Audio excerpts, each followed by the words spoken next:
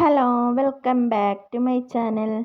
നമ്മളിന്ന് പെട്ടെന്ന് എടുത്തൊരു തീരുമാനമാണ് അൽഫാമും കുബൂസും ഉണ്ടാക്കാമെന്ന്. അങ്ങനെ പെട്ടെന്ന് തന്നെ സാധനമെല്ലാം വാങ്ങിക്കൊണ്ടുവന്ന് അങ്ങനെ കുബൂസിനുള്ള മൈദ കുഴക്കുന്നുള്ളതാണ്. അങ്ങനെ നമ്മൾ ചിക്കന് പുറത്ത് കൊണ്ടുപോയിട്ട് കഴുകാൻ കൊണ്ടുപോകുന്നുള്ളതാണ്. നമ്മൾ പെട്ടെന്നെടുത്ത തീരുമാനമായത് കൊണ്ട് എല്ലാം ചടപടേന്നായിപ്പോയിന്. അതുകൊണ്ട് രാത്രി നമ്മൾ തീരുമാനിക്കുമ്പോൾ തന്നെ 6 മണിയായിന്. പെട്ടെന്ന് ഇതാക്കിയതാണ്. നമ്മൾ എല്ലാവരും കൂടിയിട്ട് ചിക്കനെല്ലാം കഴുകി. അപ്പോൾ അവിടെ ഒരു പൂച്ച ഉണ്ടായിന്, നമ്മളവിടെ തന്നെയുള്ള പൂച്ചയാണ്. അങ്ങനെ രാത്രിയാണെന്നാലും മുറ്റത്തെല്ലാം കൊണ്ടുപോയി ചിക്കനെല്ലാം നല്ല വൃത്തിക്ക് കഴുകി വൃത്തിയാക്കി.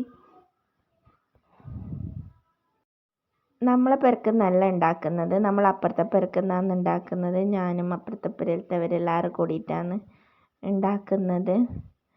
അങ്ങനെ നമ്മൾ പുറത്തുനിന്ന് ചിക്കനെല്ലാം കഴുകി വൃത്തിയാക്കി കൊണ്ടുവന്ന് അപ്പോഴത്തേക്ക് കുബൂസിനുള്ള മാവെല്ലാം സെറ്റാക്കി വെച്ചിന്. അത് കുറച്ച് സമയം റെസ്റ്റ് ചെയ്യാൻ വേണ്ടിയിട്ട് വെച്ചിട്ടുള്ളതാണ്.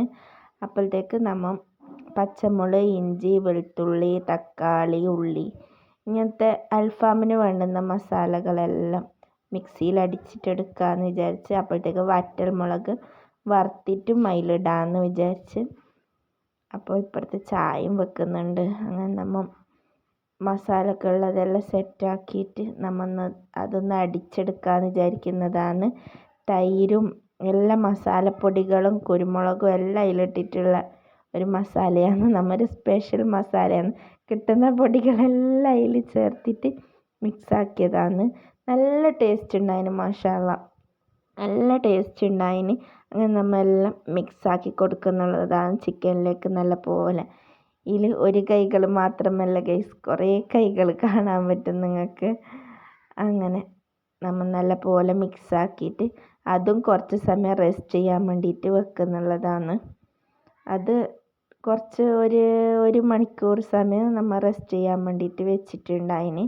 കുബൂസിൻ്റെതും അങ്ങനെ ഒരു മണിക്കൂർ സമയം റെസ്റ്റ് ചെയ്യാൻ വെച്ചിട്ട് അത് പിന്നെ ഓരോന്നായിട്ട് പരത്തിയെടുത്ത് ഒരാൾ പരത്തി ചെയ്ത് ഒരാൾ ചുട്ട്. പിന്നെ നമ്മൾ വിചാരിച്ച് അൽഫാം കുറച്ച് നമുക്ക് വേവിക്കാം, ഗ്യാസിൽ വെച്ചിട്ട് കുറച്ച് വേവിച്ചിട്ടാകുമ്പം പിന്നെ കുറേ ടൈം ലേറ്റ് ആയതുകൊണ്ട് പെട്ടെന്നായി കിട്ടൂലല്ലോ.